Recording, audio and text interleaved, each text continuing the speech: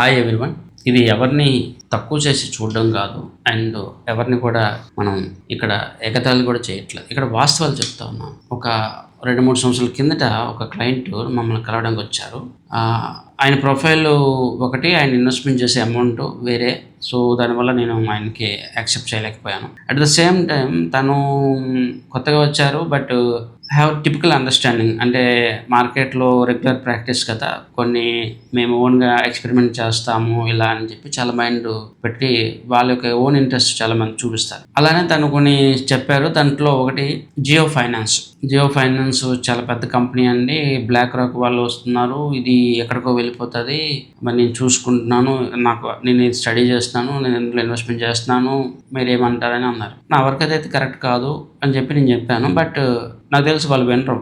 ఎందుకంటే వాళ్ళు ఒక మైండ్ సెట్లో వాళ్ళు ఉంటారు. 2024 నుంచి మనం చూస్తే 2026 మధ్యలో జియో ఫైనాన్షియల్స్ దాని ప్రైస్ ఎక్కడ ఉందో మీరు చూడొచ్చు. మరి ఇన్ని సంవత్సరాలు ఇన్వెస్ట్మెంట్ చేస్తే ఏం లాభం వచ్చింది? ఇదే కస్టమరు మేము చెప్పిన ఏ అడ్వైజ్ సర్వీసెస్లో కానీ లేదా ఏ రికమెండేషన్స్లో కానీ ఉంటే ఆ రిటర్న్స్ వేరేగా ఉండేది. మినిమం 25%, 30% రిటర్న్స్ వచ్చేది. సిల్వర్ లాంటి వాటిలో ట్రేడ్ చేస్తుంటే అది వేరే విషయం. కానీ ఆ కస్టమర్ చేయడు. కస్టమర్ ఏమనుకుంటాడంటే నాకు అన్నీ తెలుసు, నాకెవడో ఎందుకు చెప్తాడు అని చెప్పి అనుకుంటాడు. ఇక్కడ వాస్తవం ఇదే జరుగుతుంది మార్కెట్లో. చాలా వరకు ఇన్వెస్టర్స్ ఎక్స్పెరిమెంటల్ చేద్దామా, నాకు అన్నీ తెలుసు, నేనే అన్ని డిసైడ్ చేస్తానని చెప్పి వస్తారు. ఇది వాస్తవం ఇదే జరుగుతుంది మార్కెట్.